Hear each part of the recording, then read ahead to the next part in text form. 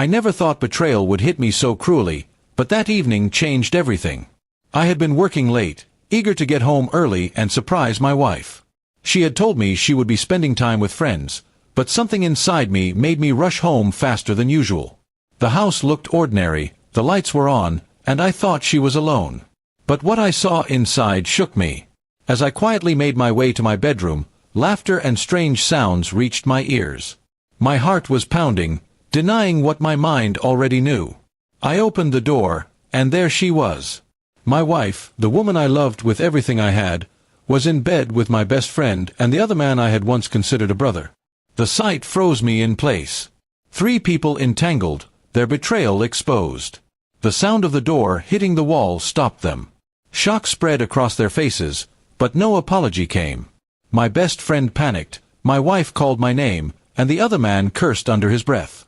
I just stood there, my world shattered in seconds. "Are you serious?" I finally screamed, my voice cracking with both anger and disbelief.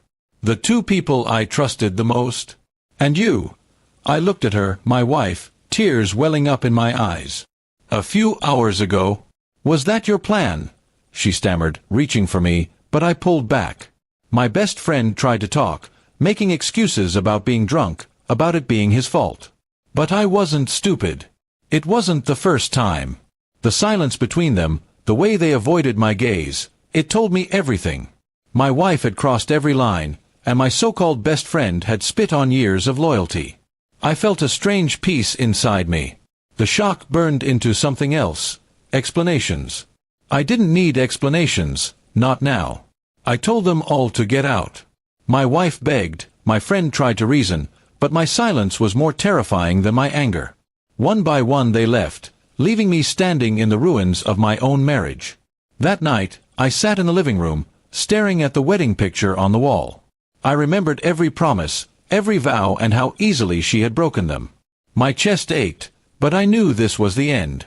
This profound betrayal could not be forgiven, not by me. The next morning, she returned, her face pale, her eyes swollen from crying. She fell at my feet, begging me to listen, swearing it had been a mistake. But I looked at him and saw nothing but lies. I told him we were married. He beat her with his bare hands. I packed his things and put them by the door. It was painful to watch him leave, but it was also freeing. I realized I was living with someone who didn't value me, who didn't respect the love I gave him. I deserved better, and for the first time, I truly believed him.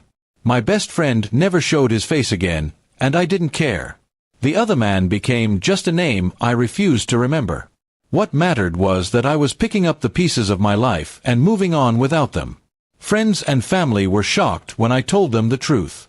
Some pitied me, others expressed anger on my behalf, but I just wanted peace. I didn't need revenge, because leaving was the strongest revenge I could take. Over time, the pain faded, replaced by strength. I've learned that betrayal can only break you if you let it. Instead, I used it as a lesson, to trust yourself, to value your own worth, and to never settle for someone who can't be true. In the end, I wasn't destroyed. I was reborn. My wife lost me, my best friend lost me, and I walked away with something they could never touch again: my dignity.